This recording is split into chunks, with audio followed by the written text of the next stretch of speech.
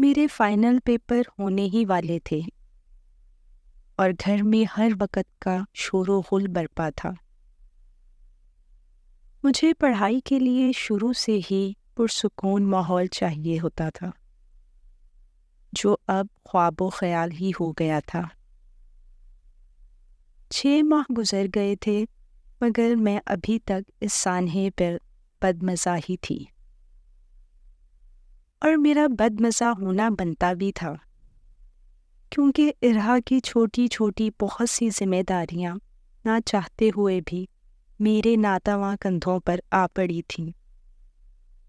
ماما نے کام کرنا ہو تو اسے پکڑ لو، رات میں ماما کی نیند پوری نہیں ہوئی تو تھوڑی دیر بہن کو بہلا لو، کہیں باہر جانا ہو تو اس کا بیگ اور چیزیں پکڑ لو، کبھی فیڈر بنا دو، کبھی چپ کرا دو۔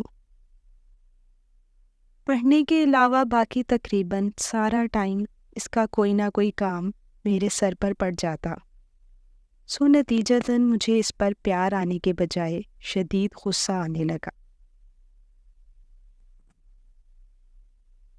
میں جو اتنے عرصے سے سب کی لاڈلی دلاری بنی ہوئی تھی، اب پس منظر میں چلی گئی تھی، کیونکہ اب سب کی توجہ کا مرکز ننھی ارہا ہی تھی،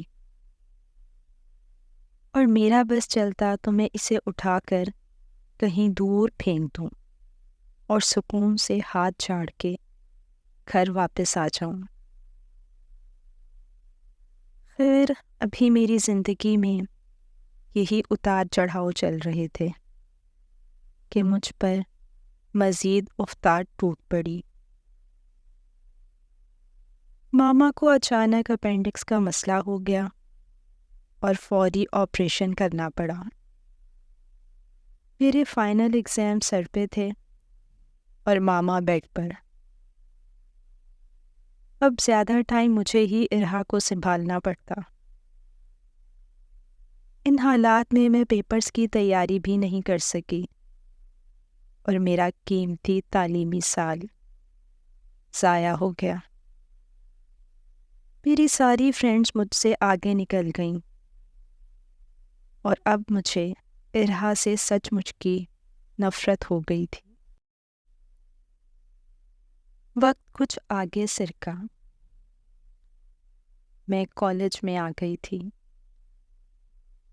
زندگی اپنی ڈگر پر رواں دواں تھی۔ ارہا کو اپنی کسی فرینڈ وغیرہ سے متعارف کراتے ہوئے میں آج بھی ہچکچاتی تھی۔ عمر کا یہ فرق میرے لیے آج بھی باعث شرمندگی تھا۔ ارہا اب اسکول میں تھی، مگر ہمارے درمیان وہ بہنوں والی بے تکلفی نہیں تھی۔ مجھے جتنی اس سے چڑ ہوتی تھی، وہ اتنا ہی میری طرف لپکتی تھی۔ میں جہاں جاتی وہ آپی آپی کرتے میرے پیچھے ہوتی، مگر پھر وقت گزرنے کے ساتھ ساتھ وہ بھی کسی حد تک سمجھ گئی تھی کہ اس کا میرے پاس آنا مجھے پسند نہیں ہے، سو اب وہ پہلے کی طرح بھاگ بھاگ کر میرے پیچھے نہیں آتی تھی، بلکہ اب وہ کسی حد تک مجھ سے ڈرنے لگی تھی۔ عید کی آمد تھی اور گھر میں کاموں کا کافی پھیلاوا مچا ہوا تھا، اور رمضان میں تو ویسے ہی روزہ رکھ کر میری ساری ہمت بالکل ختم ہو جاتی تھی، سو امی ہی سب کچھ دیکھتی تھیں،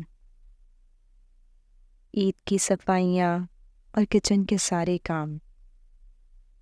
یہ امیوں کی ہی ہمت ہوتی ہے کہ روزے بھی رکھیں اور گھر والوں کے سب کام بھی کریں،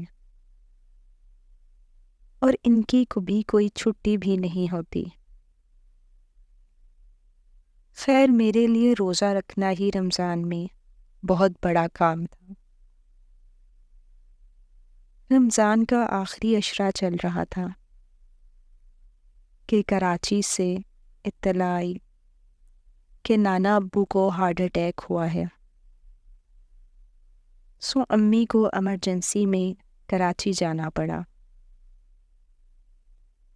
اور بڑے ہونے کے ناطے کاموں کا پہاڑ ایک بار پھر میرے سر پر ٹوٹ پڑا۔ اب تو مجھے یقین کامل ہو گیا تھا کہ بڑا ہونا کسی شدید مصیبت اور عذاب سے کم نہیں ہوتا۔ ہر مصیبت، پریشانی اور ذمہ داری کا ٹوکرا بڑے بچے کے سر ہی رکھا جاتا ہے۔ چھوٹوں کی تو پیدائشی بچت ہوتی ہے کہ یہ تو ابھی چھوٹا ہے، یہ کیسے کرے گا؟ حالانکہ اس چھوٹے کی عمر میں ہی بڑے کو سارا رگڑا لگا دیتے ہیں، مگر چھوٹا ساری زندگی چھوٹا ہی رہتا ہے۔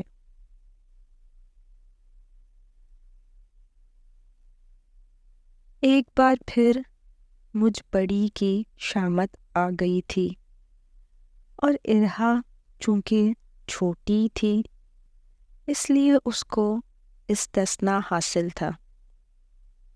سحری، افطاری، کچن سمیٹنا، صفائی ستھرائی، کاموں کے ڈھیر میں گھن چکر بنی ہوئی تھی۔